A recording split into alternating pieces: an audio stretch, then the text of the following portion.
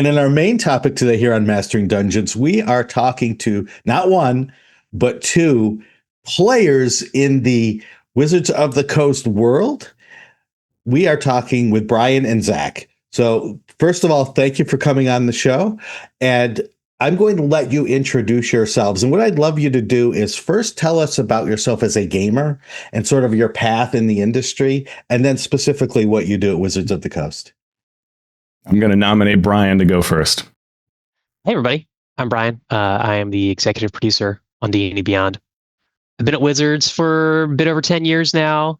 Worked my first 5 on Magic the Gathering, helped launch Magic the Gathering Arena, and the past 5 since 2020, I've been working on D&D.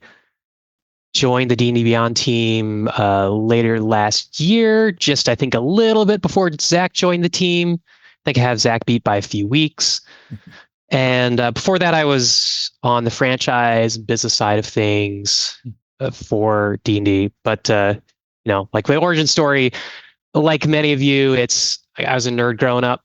I did all the nerdy things that nerds do, like reading Lord of the Rings, watching Lord of the Rings, having the extended edition DVDs that we'd watch together at Christmas.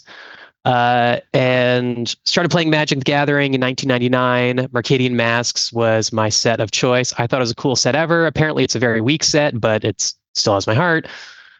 Played D&D a lot, but I actually traveled across the world growing up, parents in the Foreign Service, so I could never play kind of long standing campaign of D&D. It wasn't until I was at Xbox in 2014, I just moved to the Seattle area and wanted to connect with some coworkers. One of them was running a game of D&D in 5th edition. I played it, and it's the same group of people I still play with today. So D&D has been my way. I've made friends in the area here. And so I've always wanted to work on D&D. And so I've very slowly over my time deliberately made steps to get to work on D&D, and here I am. Awesome. Thanks, Brian. My background, played a unhealthy amount of StarCraft and Diablo in middle school. Played a lot of other stuff like that, a lot of use map settings games, a lot of custom stuff, and it got me really interested in building my own games out of the components and tools that come within another game. Got introduced to D&D in high school, playing 3.5. Played a medium-length campaign that ended with the DM getting really frustrated with us and murdering us all with a dragon and saying, "This is the last session. Don't contact me again." It wasn't our fault. We were just being high schoolers. But I really enjoyed D&D. I loved playing it with my friends, and so kept playing D&D. A lot of one-shots, a lot of shorter campaigns. Professionally, I got into kind of the software world. I'm a product manager, but I've worked for startups. I've started my own startups. I've worked in a consulting capacity for Fortune 500 companies.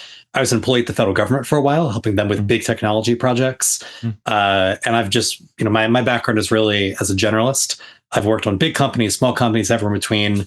And I like to say I bring the scrappiness of a startup with the attention to detail and policy of like a bigger company or the government. And that really helps me bring a lot of unique value to whatever I'm working on. Awesome. And then a couple of years ago, probably 2018, 2019, my friends and I, this may be a pattern, played an unhealthy amount of a game called Gloomhaven, a board game. So much so that the creator of the game said, that's a lot. And so he actually ended up inviting us. We met up with him for lunch at PAX one year. And he ended up inviting us to join a design retreat that he was having for playtesting a new game called Jaws of the Lion, which was their kind of mass market version of Gloomhaven. Gloomhaven, if you're not familiar, 27-pound box, probably about 300 hours worth of content in that box. Jaws of the Lion, a much more reasonably sized box. And so while we were there, we ended up basically helping him design the onboarding experience to Jaws of the Lion. And this, I think, later won a bunch of awards and really was just very critically acclaimed as a phenomenal way to introduce a completely new player, not someone who would want to pick up a 27-pound box, but something like your typical gamer, to a fairly complex game, but in a really gentle, really friendly sort of way. And so from there, did a bunch of work on the Gloomhaven games, Frosthaven, Gloomhaven Second Edition, and then a friend of mine, Greg, came back to Wizards. He was there for a long time. He spent a lot of time away, then came back, and he was like, "Ugh, if I'm in this new role as executive producer for D&D, I better be playing D&D."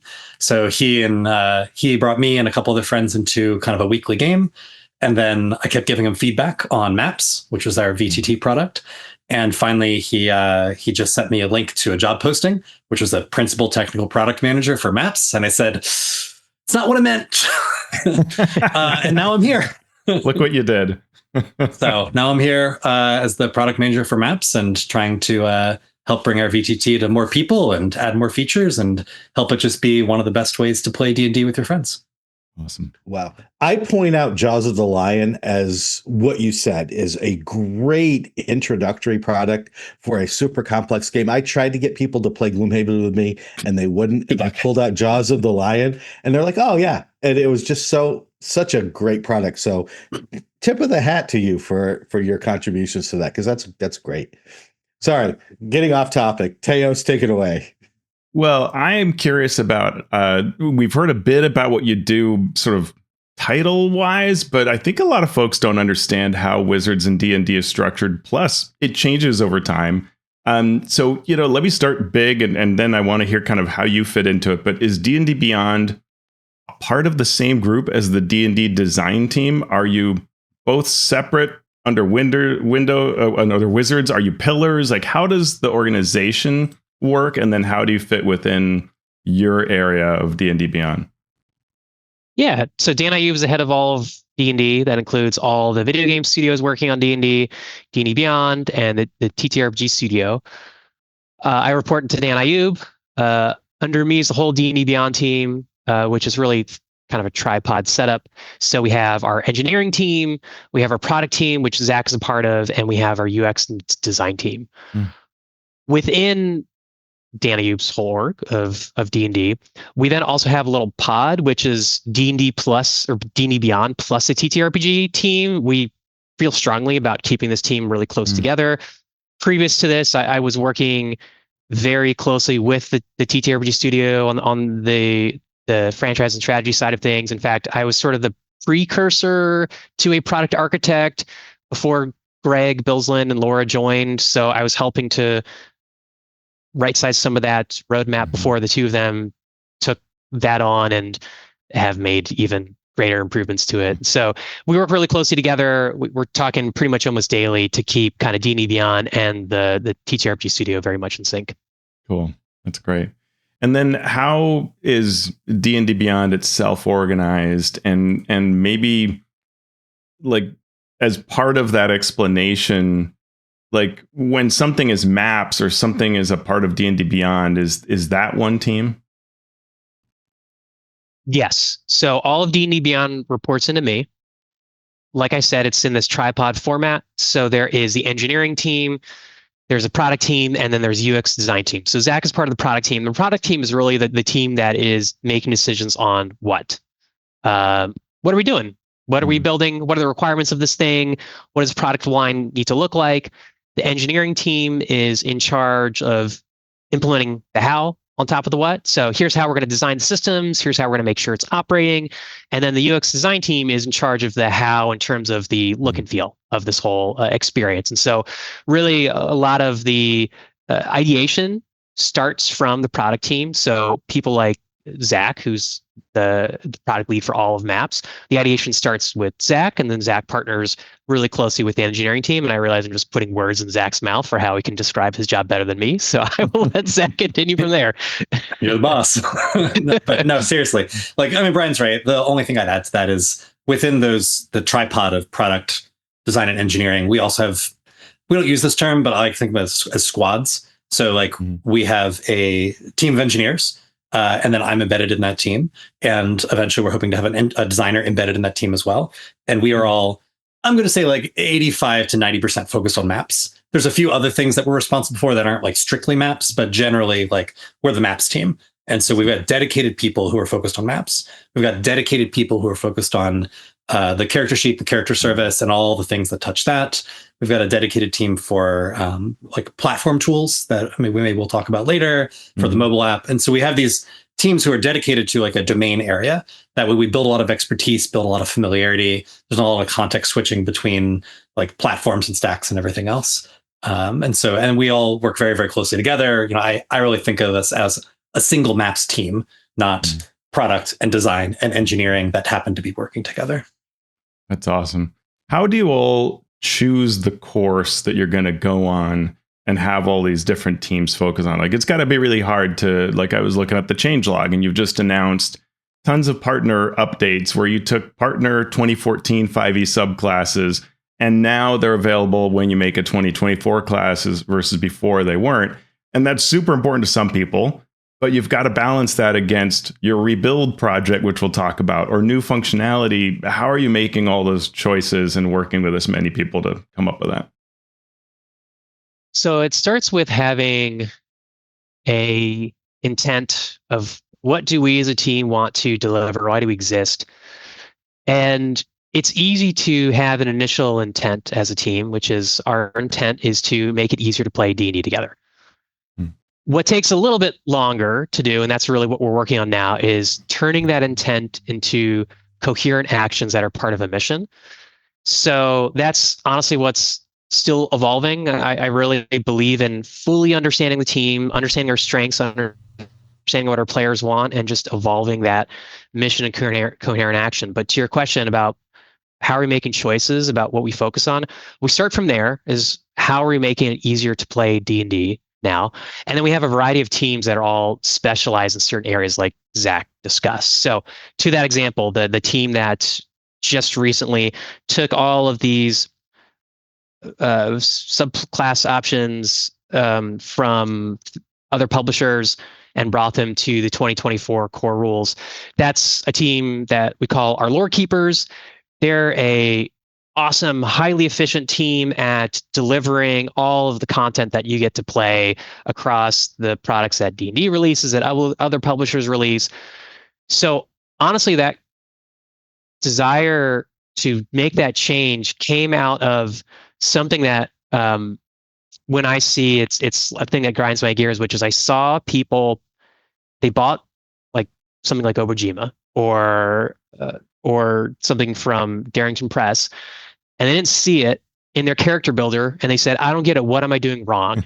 And like when they say, what am I doing wrong? That's when I know, we really have to fix that, because they're not doing anything wrong.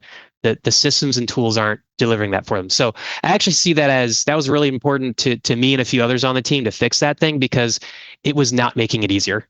It didn't make sense. Intuitively, it did not make sense to you. And so therefore, that's something we should fix. It was a relatively simple fix because we're basically just not making any changes to the rules, just making it work. And so the team there, Jay and that team, they found just a place to put it into their sprints. Yeah. Brian talks a lot about how he already talked about how product decides the what, engineering and design figure out the how. Well, he left out the other piece, which is the very top, which is leadership figures out the why. So they help define the why, which I think, Brian, you so eloquently stated, is making it easier to play D&D for more people, and making it easier to use our content on the platform. There's other whys too, but like I think that's a really good, clear one.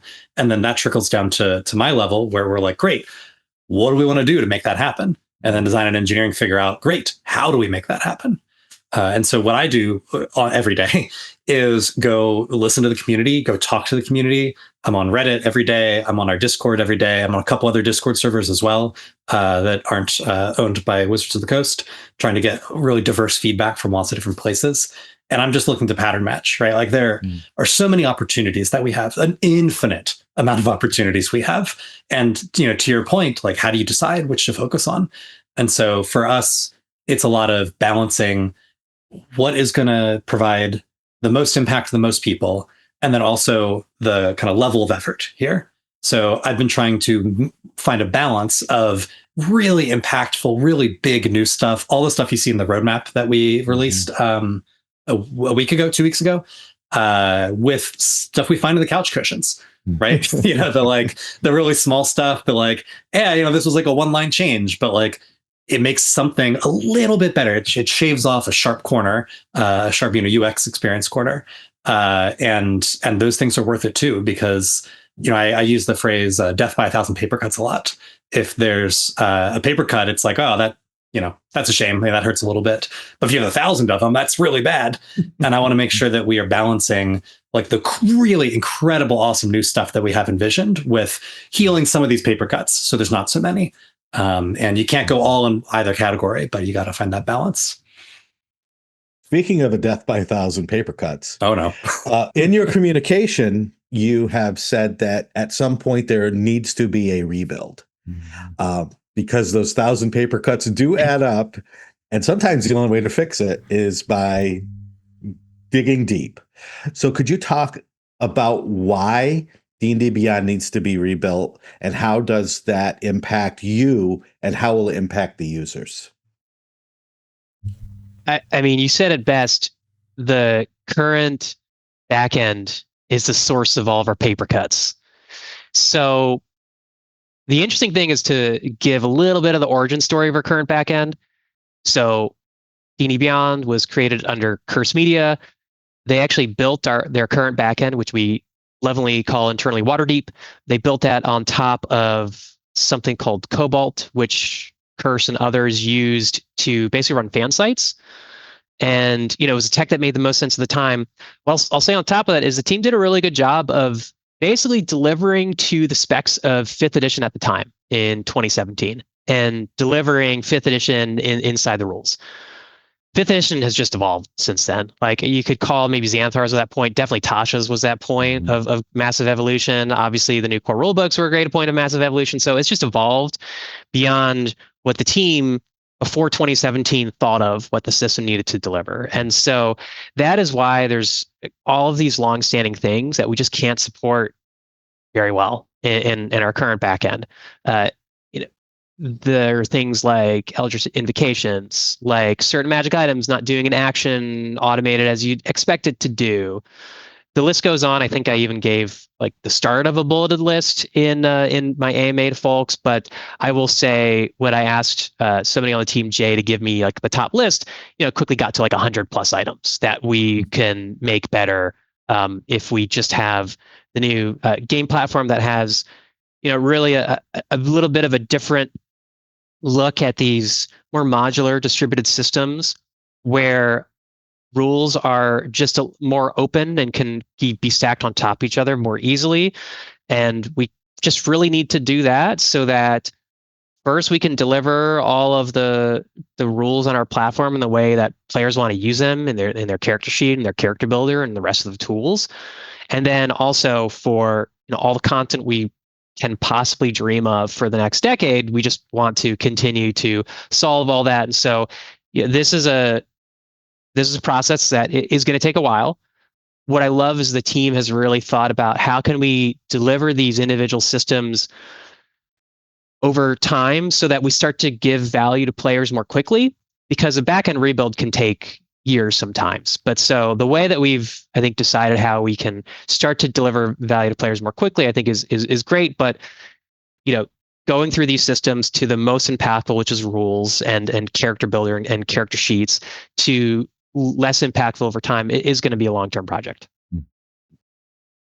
I'm interested in also in the Quick Builder, because what D&D Beyond has had a number of attempts at an onboarding experience. It just has a new set now where if you're new, you go to the website and you can work through the process that's there. There's a lot of visual. There are a lot of ways that you can splinter off from that to try to jump into D&D Beyond. And you've stated that on the roadmap is building what is called the Quick Builder. So I'd love to hear about that and hear about also, like, how do you know what a new person is bumping against? Are you able to measure that somehow? And how does that lead to the Quick Builder effort? We have done a lot of research and asking people who don't play a TTRPG, what are the things keeping you from playing it? Because like once you're in it, you know how amazing this hobby is. It's just, the real question you actually have to ask is like, what are all the things keeping you from getting to that first session? Don't even worry about the first session, what starter set you're playing, but like, what are the things keeping you from getting to that first session? There's a lot of things. We have, this hobby that makes all of our greatest memories is one of those brittle hobbies too, because it requires everybody to show up, everybody to have prepped, especially the dungeon master. If one person can't show up on a week, you can probably make it happen. But if more than one person can't show up, the game's not going to happen that week. And so there's all these things that are kind of keeping you from getting to your first game. So like what I will say is when we're thinking about onboarding, we're now thinking about all of those things, not just what's the great first experience, what are all of those things that are needed. So which is why onboarding to us moving forward is more of a strategy than an experience. So Quickbuilder is one of those things. The Quickbuilder is our first step into making a more visual forward version of character creation. I would say this is a very crawl, walk, one step process where what we release hopefully this month in March is much more of a crawl phase. So that with the Quickbuilder, you're going to be able to just make 3 simple choices. What's your class? What's your species? What's your background? And then it'll build out the rest for you. So that'll be something for a newer player. They just have to worry about 3 choices, and then the rest is kind of done for them. We're going to take a lot of learnings from that and how to make that even more approachable. What are the kind of pieces of information a person finds missing when they're making those choices? We also know that for a longstanding player, there's so many more choices they enjoy making. Like the point buy system or roll system, or standard array, however you prefer to like really optimize your stats and your equipment, like all that stuff is we're going to take learnings from how people are engaging with and interacting with the Quickbuilder and bring that over time to the entire character builder process. I'll also say even for a advanced player, I played in a one shot here at work last week, and I was 3 minutes before the thing was supposed to start. And I was like, I do not have time to make a new character. And I was like, I wish I was on the feature flag to use the Quickbuilder, because it's like, it's a one shot. Like, I don't really care what I play. I want to give like a high level shape of this thing. And then I want to jump into the game with my friends and my coworkers. And so even for advanced players, sometimes you just like need to roll a quick character. Maybe you want to go back in the character builder after it's generated and like tweak 1 or 2 things. But you're just like, I don't actually need to make all these decisions to have a fun time for the next 2 hours. But I also don't have the time to go build out a whole character before this thing happens. So we really see a lot of value for both those beginner players and also some advanced players as well. I can see folks who are playing organized play wanting something like this, right? One of the things that they often mention, whether it's in Legends of Greyhawk or Adventures League, is, hey, I've got this list of sources of what's allowed and what's not allowed. But when I go to the character builder, that's not enabled. Is there any plan for that to sort of match the sources of organized play programs? Well, I will say I literally sit right next to Chris Tulloch, who some of you may know is the person who runs organized play. He reported to me for a little bit. And we're talking about the ways that we can better support organized play, especially with Legends of Greyhawk.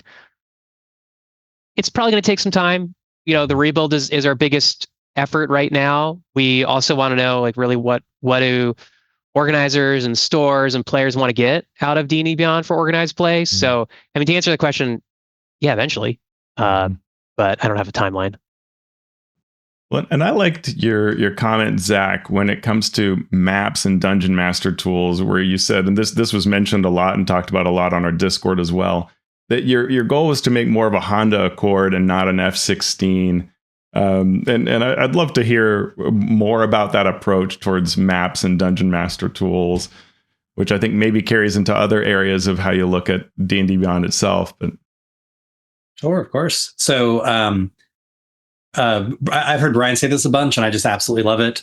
We want to support people playing D&D however they want to play. And so there's a bunch of other options out there. If you want something that's much more complex, that has a bunch of automations and automated triggers and scripting and macros and everything else. But I've tried some of those tools. And for me and the style of play that I like, it's just a lot. And so I think that's also what resonated so much about me with this opportunity to come work on maps is Maps is not intending to support every potential automation, every potential complexity that you can imagine. We want people to be able to drop into it, look around, and immediately understand how to drive this thing, as opposed to sitting on the cockpit of an F-16 where you're just like, there's a lot of switches here and a lot of dials, and I'm pretty sure most of them are going to do something bad if I click them at the wrong time. And so that's really our product philosophy. And there are times where, we'll want to introduce something that's a little more complex. And a great example is dynamic lighting. We hear people request this all of the time. And I've done a bit of research into dynamic lighting. I've seen how other platforms implement it. And if you are interested in that sort of style and interested in that approach, like, awesome, more power to you. I cannot imagine me sitting down at a map and clicking 800 times to build all these different walls, and then going back to build all the windows, and going back to click again to make all the doors. And then you end up like not connecting something quite right. And then like you get this like a weird visual effect that's unintended and unexpected. And that's just not the way I personally am interested in playing. And I think that fits the maps philosophy really well, of like, there's so much like finickiness that you have to get through there. And so if we were going to do something like dynamic lighting, and we've explored and prototyped some different ways to do it internally, we would want to do it in a way that is much more elegant, is much more simple, is not as flexible and dynamic. You can't do all the different things you could do in a different platform that kind of fully supports that approach. I think it's a wonderful approach for maximum flexibility. But the maps approach, if we were ever going to explore dynamic lighting, is going to be much more straightforward, something that someone could set up really, really quickly and just jump into playing with. So I think that's a great sort of single example. But then we evaluate that across everything that we're looking at, is how much complexity does this add to the platform versus how much complexity does it take away from having to play the game? Because really, again, we're trying to make it easier for people to play D&D, not add more bookkeeping, not add more clicky, not add more prep time, not add more systems that you have to engage with and set up and configure before you're able to actually play. Yeah, there's always that conflict between, we need more features, we have to compete with blank, versus that simplicity. So this is almost more of a software development question than a maps question. But where do you see that going?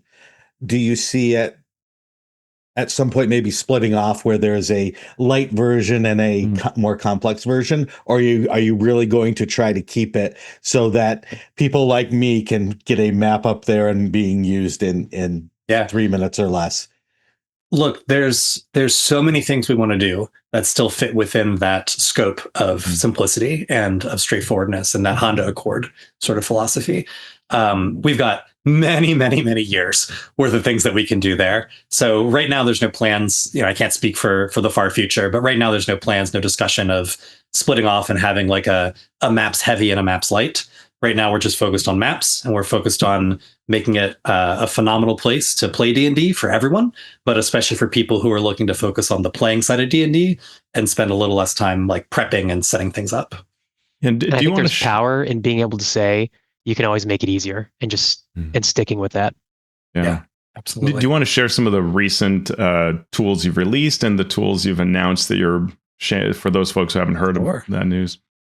Yeah. So in December, we launched Reveals. So we went through over 100 books from the 5e era, and we pulled all the images out of those, and we cataloged them all, and we added some tags to them all so it's searchable. And we made it so you can click on any of the books or the content you own, and then share some of the incredible art that we have right with your players right inside the maps experience. And that was very well received. We love the art for D&D. We want to be very art. D&D itself is very art forward, and we want D&D Beyond to facilitate that experience as well.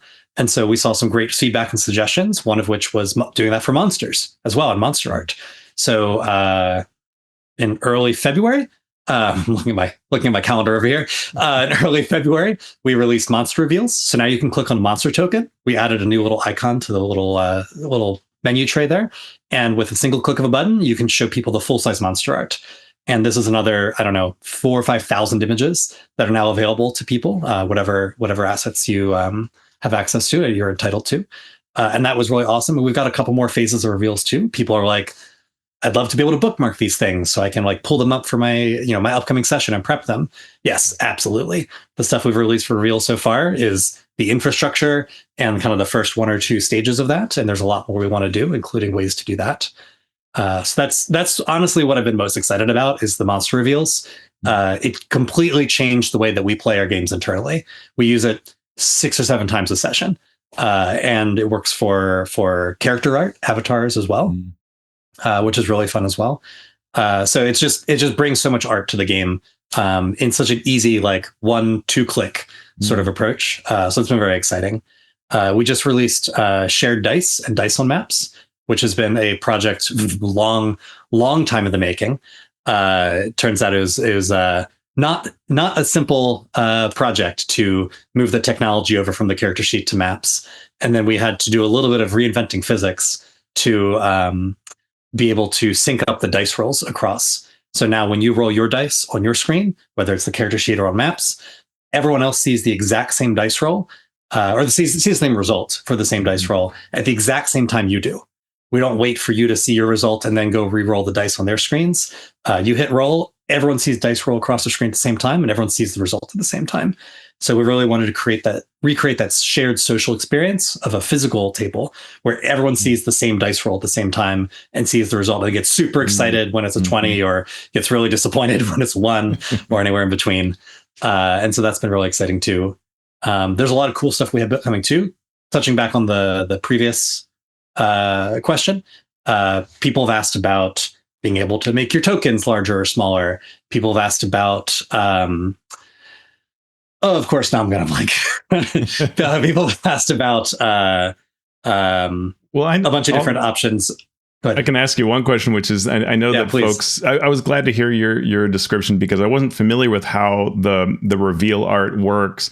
And someone had asked whether you could really search all sources to pull up an image.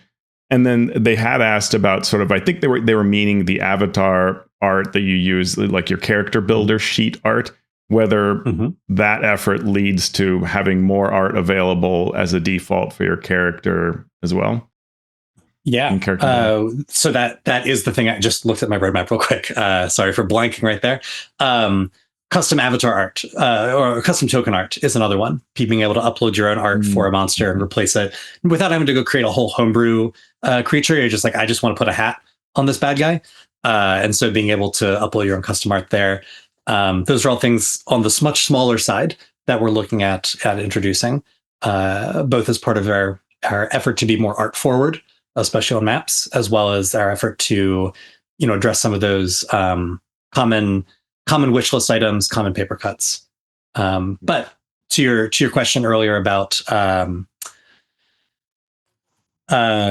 staying simple, right? So right now we've noticed as we've added copy and paste, as we've added monster reveals, when you click on a token, that menu bar is now getting pretty wide. And so before we add 2 or 3 or 4 more icons to that, we want to kind of revisit that. And that's part of our effort to be more design forward as well. We've always loved design and had a lack of designers. And there's been this huge effort just in the last couple of months to really staff up on our design capacity. And we're really excited for a bunch of new designers to come in and really give us that design firepower that we've always been wanting and always been looking for, to help make sure that the UX as well as the visual design stays really, really great looking, but also player forward, very easy to use, very easy to understand, very Honda Accord. Drop in, awesome, know how to drive. Nice. Well, we've got some questions that our listeners sent in for us to ask. So we're going to dip into some of those now. And we're going to start with third parties on D&D Beyond. There have been products like Lord of the Rings 5e and Symbaroum where it wasn't possible to fully integrate the rules for probably various reasons. So how do you feel about those projects that have these sort of hurdles to get over? And what's your policy on bringing in rules to the compendium that don't necessarily get transferred over to the character builder? Yeah, so I was involved early, even before working on D&D Beyond, on some of the bringing third-party content onto D&D Beyond. And there's really 3 reasons why people want to use content from other publishers on D&D Beyond. And so we really focus on the first two to begin with, which is I want to support creators I love, and I want access to content that Wizards of the Coast doesn't give me. But there's a third really important reason, which is why do I specifically want to own this on D&D Beyond is because I expect it to be utilized within the tool set. And early on, we were really focused more on the first two. And then as we were adding stuff that just really didn't work in our tool set, we've come to the conclusion we really have to also deliver on the third one very well. That's what has led to us working with partners to release things like player packs or portions of their books, because frankly, some of their stuff is so cool, but it doesn't work in our tool set. And we just think if you're going to get that thing on D&D Beyond, you would expect it to be fully integrated in our tool set. Mm-hmm. And so we want to be a lot more intentional about that. So a lot of this is wrapped up in the game platform rebuild, which does get us to much greater support and allows us to go back and add support for certain things that are not supported. We are also following up with some of our partners like Heliana's that we're releasing a part 2 pretty soon. And where we can release some of their stuff later as we figure out ways to do it more easily. So I would say we're getting at least closer to an expectation that the stuff that you can buy on D&D Beyond, you can utilize within the tool set. And we're focused on that versus literal translation of the book products, because we think specifically to D&D Beyond, that's the thing you would expect first and foremost over the actual book exactly as it appears, because you can, frankly, a lot of that stuff get in PDF form to get the exact book as it appears. We're big fans of PDFs, by the way. Yeah. How important is it along these lines of third-party products to sort of complete the line? Like right now, there may be a product from a certain company that you've got the setting book or the character options, but you don't have the monster book that also is published by that same publisher. How do you handle the, I want to have a little bit of every company so that all these companies can be on D&D Beyond versus completing that line? So we spent a lot of time talking with publishers, and we spent a lot of time listening to players. And to be honest, that's what we look at for how important is it to them to complete the line. Again, keeping in mind some of the things our current tool set won't allow us to 100% complete that line right now. And so sometimes we do have to make that tough decision where even though we can give you the readable version of that thing, it just won't work in the tool set as you'd expect. And so those things will be a to be continued until we get through the rebuild. Some partners, again, we decide with them to split up their content across releases. So it's for us, in particular, that's what we focus on much more is what do the partners want, what do the players want to get out of it versus, a full 100% completion of the line or not. Mm-hmm. I want to ask a question that you may not be able to fully answer, but Hasbro's CEO, Chris Cox, has been a big fan of AI. Our hobby space in general seems to have a pretty negative impression of AI. And there have been some companies recently like Dell Computers that have said, hey, we're seeing pushback on AI features when we try to sell laptops to customers. But as part of this, maybe Chris Cox mentioned in the last quarterly earnings call that within Hasbro, each part of the company can make their own decisions on AI use. Has D&D Beyond or Wizards made a decision one way or the other as to whether to use AI and provide AI-based tools? Yeah, so we have a statement. In fact, I actually worked on that before my time at D&D Beyond that we've put out. I reiterated that statement about how we really we cherish creators and want to ensure that in all of our final products, there's not generative AI in use. There's 3 things when people ask this question, I think they're really asking because, at face value, will you use AI? Will you not use AI? Me personally struggles with that because I was building Markov chains in college and there's machine learning and what does AI even mean now? So what people are really asking though is the new mechanisms of AI, which is, are you going to utilize AI to replace human jobs? Are you going to utilize AI to replace human creativity, or are you going to use AI to replace human critical thinking? So the answer to all those questions are no. We have the best staffed our team has ever been, working on D&D Beyond, and we have amazing humans that we care deeply about who are going to deliver, I think, great improvements to tools and software of the next year, especially. Replacing human creativity, no, we have a statement on that, and we hold to that dearly. Our UX designers are taking a wonderful approach to what's something called atomic design for how they're creating the component library that we utilize across our site. It's great. And the third one, will we use AI to replace human critical thinking? I think that would be short-sighted for anyone to do that, because like any good business is just based on, are you making good decisions or not? And so why would you offload good decision making to outside of the people who need to run the business? So we're just never going to do that. Cool. Awesome. Thanks. Yeah. Are there any plans to expand the API for external apps or sites like Foundry or other VTTs? Yeah. Zac, you want to Sure. start here? I can take a start of that. It's definitely something that there's been discussions around. Nothing formal, nothing like locked in stone, chiseled in stone. What feels like the answer to most of these questions are, it's kind of part of like the platform rebuild, the game engine rebuild, right? That's really a big blocker. We want to make sure that we can monitor usage of those APIs and control it to make sure that there's no kind of people who are abusing the APIs or anything like that. But we love the creativity that our community is been using for 50 years. Mm-hmm. And APIs are also a phenomenal way to foster that creativity as well.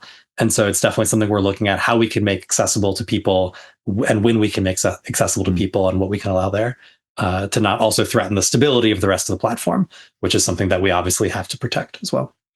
I'll also say that a number of people are already using, sort of building their own tools on top of ours. We think it's really cool. And we really appreciate the people doing that work on top of our tool set. Well, this links a bit into another question from our listeners. Fans sometimes refer to D&D Beyond as a walled garden. Do you agree with that? Is that a design goal from a business perspective? No, our design goal is to make it easier to play D&D. I think, again, walled garden is a term that can mean various things to various people.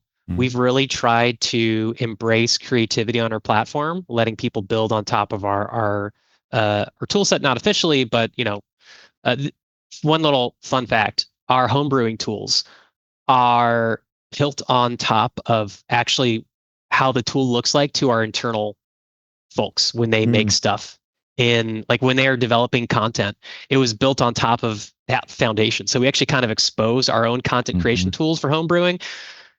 Which, yes, needs a total rebuild and a total rethink, and that's definitely a part of the rebuild effort. But I think that's the philosophy we've always had, of exposing those tools, let people create, and we're going to keep doing so. I can see a similar question that wasn't asked from your listeners, but it's something I've heard before, which is, do you have the business direction goal of moving everybody onto digital versus paper? No. In fact, it's quite important to me in particular, because when you ask anybody, how do you prefer to play D&D? It's in person with friends or family. It's COVID-19 changed that for a lot of us, but what we've seen is a real return to in-person play. And so what we have to do is ensure that we're giving you tools that are really useful for your in-person play. Because even when you're playing in person, you would still like digital tools to make it a little bit easier. But what you don't want is, you don't want tools to get in the way of you playing in person together, because that's just like the best way you make memories. So no, we really want to cherish in-person play. That's super important for why we play D&D. And I have a great anecdote to support that. Like I said before, Brian always says we want to make it easy to play D&D any way you want to play, and support that any way you want to play. And at our home game that I was referring to earlier with my coworker Greg, he plays with a laptop behind the DM screen with D&D Beyond, with maps and with the character sheet and with the compendium and everything else. He has a second laptop in front of the DM screen pointed at the players with maps up. I have my laptop because I like the digital tools, and now I'm also working on the digital tools. So there's a vested interest there. The person to my left plays with just their phone with the digital character sheet, web view. Person across from me plays with the mobile app. The person next to them, no digital, no tools at all, just pencil and paper, printed out character sheet. And we're all just like helping each other. That person says, hey, can you move my token on the map to kind of right around there? And someone will move it for them. But at the same table, we have like 6 different ways that people are playing. And I think that is so cool. I think it's so great that everyone at the same table can play whatever way they want to play. And it doesn't force everyone to play the same way. And that's just I played this weekend with just my phone just to see. I was using the app, and it was great. It was so freeing not to lug a bag around. My back appreciated it. And they've started making me roll dice at the table because they didn't trust me, which is probably a good call. Which brings us to the final question. This is the most important one, really. Have you considered selling physical versions of some of your cool digital dice? If you can figure out the physics and manufacturing behind having a D20 sometimes turn into like a little treasure hoard and then sometimes turn into a mimic, or if you can figure out how to have a dragon show up at your table to swoop in and eat one of your dice and then fly away, I think you've got better things to do than be hosting a podcast. Yeah, it'd be super cool. But for the coolest digital dice, I think they lean into what's uniquely accessible and available with ones and zeros. Yeah, and I'll just say on the physical side, I think we have really good dice partners now. Serious Dice being one of those that are just giving you a lot of dice options. There's so many good dice for dice goblins today. It's true. Teos, anything else before we wrap this up? Well, it's been a pleasure having you both on. Thanks. I know from speaking to you in the past how hard you're working to make D&D better. And so thank you for that. Thanks to everybody that's on your teams. If folks are curious to learn more about Zac, about Brian, where should they be to hear what you're doing individually and what your teams are doing? Yeah, I am on our D&D Beyond subreddit every single day, and I'm hanging out on our Discord as well, the official D&D Discord. So those are the kind of the best 2 places to find me. But I'm listening to those places. I'm also engaging. I'm asking questions. I'm asking people to give me more information about that. So I'm definitely very active on all those places. I'm more active on Reddit. I'd say, like Zac, I go there every day. To be honest, if I had Discord open, it would just distract me all day. So I pop in more infrequently to see what people are talking about. I also still have my private Discord linked to our D&D server. Yeah, so I think those are the top 2 ways. The best way is to reach me on Reddit probably right now. Awesome. Well, thank you again for your time, and good luck with all of the wonderful things that you're creating. Thanks so much. It was a blast. Yeah, thank you. I've always really appreciated your questions. Watch your show and the insightfulness of your questions I've always appreciated. So thank you. Thanks. I am so excited for what's going on with D&D Beyond and Maps both. I think one of the greatest things they said was they're staffing up. Yeah. Which shows me that there is a new and renewed emphasis on D&D in Hasbro and what D&D can be. And the more that Wizards of the Coast gets to get this game out there, the better it's going to be for third parties, for players, for game masters, and for everyone. Yep. Rising tide, lifting all boats. It feels that way. It feels also, when I talk to staff, like the most positive staff have been in a really long time about the organization, the support, working in teams with each other. Like it does have a really good feel to it. And that's really exciting. I'm really glad for everybody there and for the industry. Yeah. So thank you out there for listening. We hope you've enjoyed all of this content. You can help us out if you'd like to by going to patreon.com/masteringdnd, and you can join us as one of 3 tiers of support. The first is the Master of Dungeon supporters. We thank you so much. Our Master of Realm supporters get a shout out here in our show notes. And the Masters of the Multiverse, well, they get their names mangled by me. Agile Monk of Fantasy Companion Workshops. Keith Ammon of The Monsters Know What They're Doing. Lou Anders of Lazy Wolf Studios. Craig Bailey. Rudy Chainsaw Basso. David Bastiensen. Derek, the Bearded GM, Steve Bissonette, Merrick Blackman, Bosch-John from Duality Press, Calvin Bridges of Alos, Robo Ballin, Kevin Criswell, Dead Inertia DM, Evil John, Evan at Nimbleco, Kevin Davis, Will Doyle, Andy Edmonds at Nerdronomicon.com, James Fisher, Scott Fitzgerald Gray at Insane Angel Studios, Ben Heisler and Paige Lightman, Sean Hurst, Hyperlexic, the Jaunty Mantis TTRPG Podcast, Mark and Mary's Gaming Compound, The Mighty Jerd, JR of the Twilight Perspective, JT Evans, Brian King, Jim Klingler, Gail Kiermandy, Chad Lynch, Paul Mata, The Mathemagician, Jaren from Mathis Arcanum, Eric Mengi, Anna B. Meyer of Fantasy Cartography, Trey McLemore, Michael, John Mickey, Sean Molly, Falcon Neal, Tom Nelson of the Deck of Player Safety, DT Norris of DT and Dragons, Phil Wirt from the Philadelphia Area Gaming Expo, Philip and Lindsay, Frog Prince at Tentacles Squelching Wetly, Post Fiction RPG Audio, Ricardo Who Might Adventure, Robert Pasley, Vladimir Printer from Croatia, Ozymandias Rex, Runner Rick, Chance Russo at Drago Russo, Andy Shockney, Krishna Simos, Tim Smith, Spark from Dunner Games, Jeff Stevens at jeffstevensgames.com, Josh and Lee Wanika of the Tabletop Journeys podcast, Talos the Stormlord, Jeremy Talaman from the D&D and TV podcast, Trace, Ryan Truk, Joe Tyler, Marcelo de Velasquez, the Valiant DM, Leiduakles G. Also check out photography services in Bergen, Norway. James Walton, Graham Ward, Jason Ward from Accidental Cyclops Games, Javier Wozniak, Waterford Wizard, Chris Webster, Zach Types, and Z. Walt Winfrey. Thank you so much for your support, one and all. If you can't help us out via our Patreon, we totally understand. You can help us out by going to wherever you listen to this show, if it's a podcast, and giving us a review, giving us some stars, or go to our YouTube channel, youtube.com/@masteringdungeons, and subscribe and like and do all of the cool stuff there. Teos, speaking of cool stuff, what have you been up to? Let's see. I've been working a lot on Crack the Sun, but last week I provided a video on 5-room Learn to Play Draw Steel. So if you're curious about how Draw Steel plays and want to look at that, that is awesome. Find it through alphastream.org. And Shawn, where do we find you?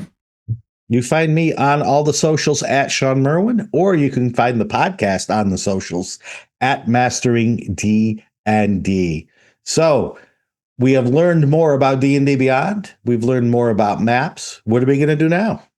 Well, we need to strike up a partnership now that we know Brian and Zac to launch official set of Shawn and Teos face avatars for your characters and maps monsters. And dice the shapes of our heads. Yeah.